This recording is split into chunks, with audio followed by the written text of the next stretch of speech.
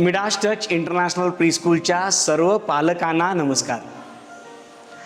पालक हो, शाळेमध्ये विद्यार्थी जेव्हा टिफिन खायला बसतात ना, तेव्हा माझं बारीक लक्ष असतं, अनेकांना पालकांनी खूप कमी टिफिन दिलेला असतो आणि सगळ्यांमध्ये बसल्यानंतर थोडंसं जास्त जातं म्हणा, किंवा आईने त्या दिवशी बनवलेलं आवडलेलं असतं म्हणा, पण तो टिफिन लवकर संपून जातो आणि लेकराची भूक बाकी असते. पण काही पालक मला असेही माहिती आहेत की जे लेकरांना टिफिन एखाद्या मोठ्या माणसाला द्यावा एवढा जास्त देतात, मग तो लेकराकडून संपत नाही. होतं असं की ज्या दिवशी टिफिन संपला नाही त्या दिवशी त्यांना स्टार मिळत नाही. मग हा स्टार आपल्या आईमुळे मिळत नाहीये, कारण ती जास्त टिफिन देते याचा राग पण लेकरांना येतो. त्यामुळं आपल्या लेकराला टिफिन देत असताना अतिशय काळजी घ्या. घरामध्ये जर आपलं बच्चू अर्धी चपाती खात असेल तर चतकोर चपाती प्लस करा, हरकत नाहीये. पण खूप जास्त दिल्यामुळं लेकराचा टिफिन संपत नाही आणि मग त्याला स्टार न मिळाल्याचं दुःख त्याला होत असतं, कारण तो स्टार त्याच्या बाजूला बसलेल्या मुलाला मिळालेला असतो. हा एक मुद्दा मला वाटते तुम्हाला लवकर समजेल असा आहेच.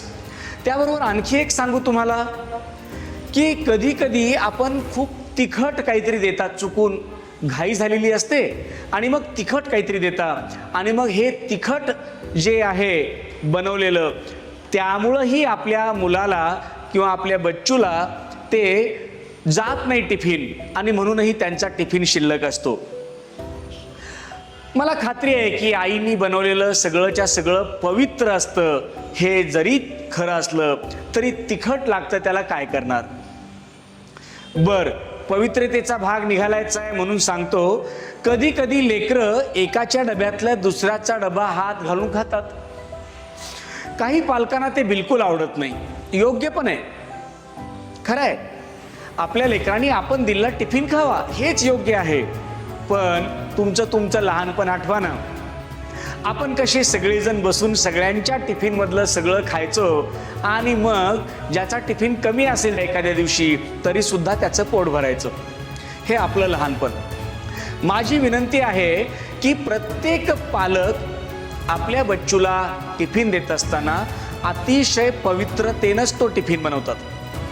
त्यामुळं तुम्ही तो टिफिन जर तुमच्या बच्चूनी खाल्ला कुणाचा एखादा घास तर मनात किंतु परंतु येऊ देऊ नका. हां, आम्ही 200% काळजी घेतो. आम्ही पालकांना पण विनंती करतो की हा टिफिन ना 100% व्हेज असावा. बच्चूला हा टिफिन 100% व्हेज असावा.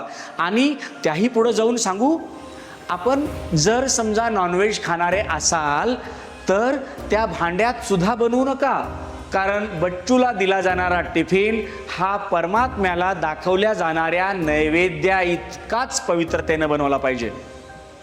आणि हे सगळे पालक तुम्ही बनवता, मला खात्री आहे. आणि त्यामुळंच टिफिन बाबत आपल्या शाळेमध्ये अजून एक विशेष गोष्ट आहे, ती म्हणजे पूर्ण अन्न.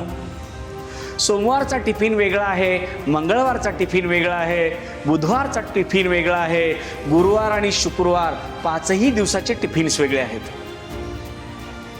साहजिकच त्याचे 2 फायदे होतात.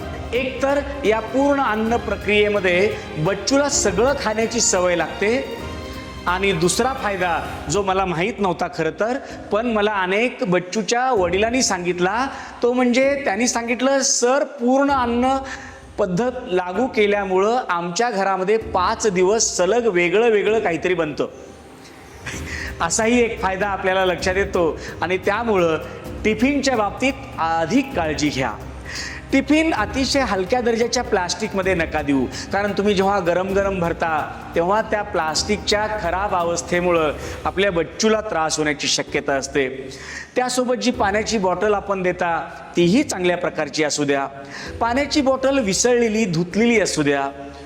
काय होतं, ती बॉटल लांब असते ना, त्यामुळं अनेकदा फक्त खंगाळली जाते. एक विशेष प्रकारचा ब्रश मिळतो आणि तो ब्रश बाटलीच्या आतमधून तिला कसा स्वच्छ करायचा याच्या संबंधीचा असतो. प्रत्येकाने तो असू द्या तुमच्याकडे. आणि अशा पद्धतीनं दररोजच्या दररोज उत्तम टिफिन आपल्या बच्चूला आपण देत जा. मला खात्री आहे तुम्ही सुजाण पालक आहात, तुम्हाला सांगण्याची गरजच नाही आहे, पण काय होतं राहवत नाही म्हणून सांगितलं. धन्यवाद.